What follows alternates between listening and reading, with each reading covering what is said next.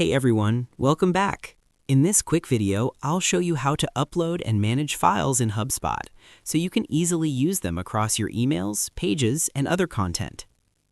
In this video, I'm going to teach you how to upload files for Hubspot content. In order to do that, you first need to head over to your Hubspot global home.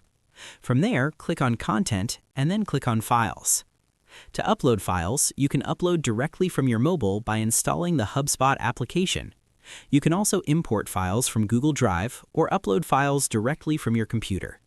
In this case, let's choose this option. Click here and it will open a new window. Select the file you want to upload, choose the files, and then click Open.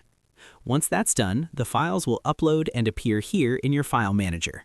From here, you can copy the file URL or use these files in emails, pages, blog posts, or landing pages.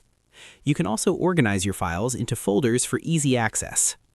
That's all for today. Thanks for watching. If this video helped you, don't forget to like, subscribe for more HubSpot tutorials, and I'll see you in the next one.